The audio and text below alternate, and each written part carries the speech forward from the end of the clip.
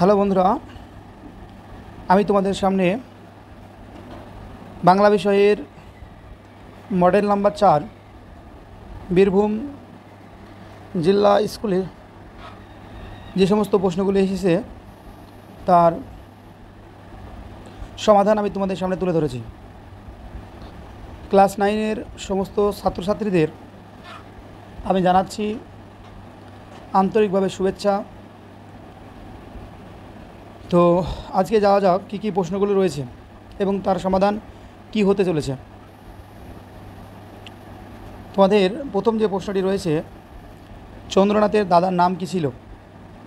চন্দ্রনাথের দাদার নাম ছিল কাশীনাথ। পরবর্তী প্রশ্ন 2, ইলিয়াসের ভালো ঘোড়াগুলি চুরি করেছিল কারা? এখানে সঠিক উত্তর কিরবিজরা। পরবর্তী প্রশ্ন 3, ওরে ওই তরুণ নিশান। ঈশান শব্দের অর্থ হচ্ছে শিব। 4 দাগের প্রশ্ন, দোহাপানে চেয়ে আছে কারা? দোহাপানে চেয়ে আছে 2 গ্রাম।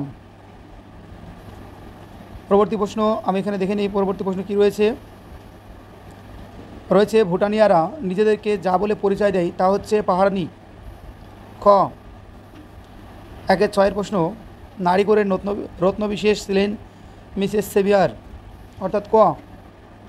1-7 প্রশ্ন, শকুন্তলাকে অভিশাপ দিয়েছিলেন কে? ঋষি দুর্বাসা, অর্থাৎ খ। পরবর্তী প্রশ্ন 8, প্রফেসর শঙ্কুর বাবা যে রোগে মারা যান তা হচ্ছে হার্ট ব্লক। 1-9, হাইনরিক স্টাইনার যে বিশেষে বা যে বিষয়ে অধ্যাপনা করতেন সেটা হচ্ছে জীবতত্ত্ব। পরবর্তী প্রশ্ন, হিটলারের পরই আমার স্থান, বক্তাকে গৈরিং। তারপরে প্রশ্ন 1-11, বাঙালি পদটি যে জাতীয় বিশেষ্য সেটা হচ্ছে সংজ্ঞাবাচক বিশেষ্য। পরবর্তী আমরা প্রশ্ন দেখব কি রয়েছে। আমি নবম শ্রেণীতে পড়ি, এই বাক্যে নবম হচ্ছেন পূরণবাচক বিশেষণ। 1-13, খোদ রাষ্ট্রপতির হাত থেকে পুরস্কার নিলেন তিনি। এখানে খোদ যে সর্বনাম তা হচ্ছে আত্মবাচক। 1-14, সাবাস যে ধরনের অব্যয় তা হচ্ছে অনুন্নয়ী অব্যয়। 1-15, শকুন্তলা হরিণ শিশুকে ঘাস খাওয়াচ্ছেন, এই পদটি হচ্ছে প্রযোজক। 1-16, রেপা আমাকে হাত ধরে সেলাইটা শিখিয়েছে, এই যে শিখিয়েছে এটা দ্বিকর্ম ক্রিয়া। 1-17, এক সময় রোজ ওদের বাড়িতে ঝগড়া হতো, এখানে যে এক সময় রোজ অর্থাৎ ওদের ঝগড়া হতো নিত্যবিত্ত অতীতকাল। তারপরে প্রশ্ন, এক যে ছিল রাজা আর ছিল রানী, এখানে যে এটা একটি আলংকারিক অব্যয়, এটা একটি কি আলংকারিক অব্যয়। এবার আমরা দেখে নিব, দেখো যে 1-এর কমপ্লিট হলো। এবার দেখব আমরা 2-এর যে প্রশ্নগুলো রয়েছে বেশ গুরুত্বপূর্ণ, এর উত্তর আমি তোমাদের আলাদাভাবে তুলে রেখেছি। অবশ্যই ভিডিওটা সম্পূর্ণ দেখবে, না টেনে এবং রাইমেডিনে অবশ্যই সমাধান করে নেবে।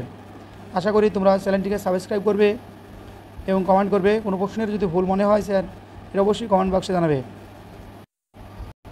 এবার দেখে নাও 45 নম্বর পেজের মডেল নাম্বার 4 বীরভূম জেলা স্কুল, অর্থাৎ 2-এর দাগে যে প্রশ্নগুলো বললাম, প্রথম যে প্রশ্নটা ছিল সেজন্য বলবো বানানো সহজ ছিল। এখানে কিসের গল্প বলা হয়েছে? এখানে নিরুদ্দেশের বিজ্ঞাপন নিয়ে একটি কল্পিত গল্পের কথা বলা হয়েছে। 2-এর দাগে যে প্রশ্ন, ও একটি বড় জিনিস, বড় জিনিসটা কি? বড় জিনিসটা ছিল সাহিত্য চর্চাকে বোঝানো হয়েছে এখানে বড় জিনিস বলতে। তারপরে প্রশ্ন 2-3, বাঙালির ছেলে ব্যাঘ্রের বিষয়ে ঘটাবে সমন্বয়, এখানে ছেলেটিকে স্বামী বিবেকানন্দ। 2-4, আগুন জ্বালা আগুন জ্বালা, কবি কোথায় আগুন জ্বালাতে বলেছেন? কবি বন্দিশালা আগুন জ্বালাতে বলেছেন। 2-5, ইহারা ক্রমশ সদ্গুণ রাজি হারাইতেছে, সদ্গুণ রাজি হারানোর কী কী দৃষ্টান্ত পাঠ্যাংশে পেয়েছে? সেটা হচ্ছে ভুটিয়া রমণীদের শ্রমশীলতা, কার্য প্রিয় সাহসী এবং সত্যবাদী সদ্গুণ রাজির কথা এখানে বলা হয়েছে। কারণ নিচিকা আদমির সাথে তাদের যোগাযোগ হওয়ার ফলে বিবাহ সূত্রে তারা কিন্তু তাদের যে পরিশ্রম বা সদ্গুণ সেটা কিন্তু হারিয়েছে। তো 2-6, চিঠিটি বড় শুষ্ক এবং প্রাণহীন, এই চিঠিটি কে কাকে লিখেছেন? স্টাডি স্বামীজিকে লিখেছিলেন। 2-7, ধীবর বৃত্তান্ত নাট্যাংশে বর্ণিত ধীবরের বাড়ি কোথায় ছিল?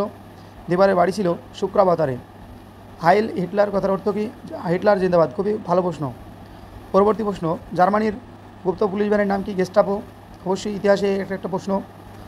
নরবার্ট স্টাইনারের বোনের নাম কি ছিল? লেলেনি।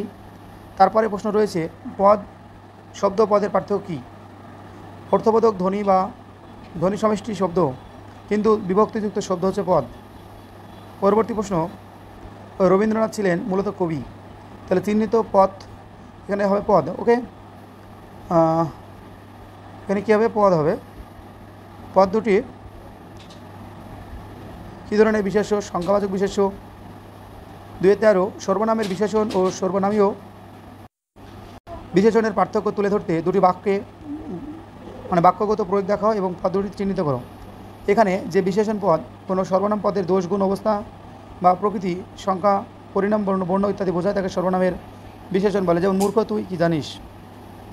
কোন সর্বনাম কোনো সর্বনাম পদ বিশেষ্য পদের বিশেষণ রূপে ব্যবহৃত হয় তখন তাকে সর্বনামীয় বিশেষণ বলে। যেমন কোন দেশ, সে কথা বলতে বুক ফেটে যাচ্ছে আমার।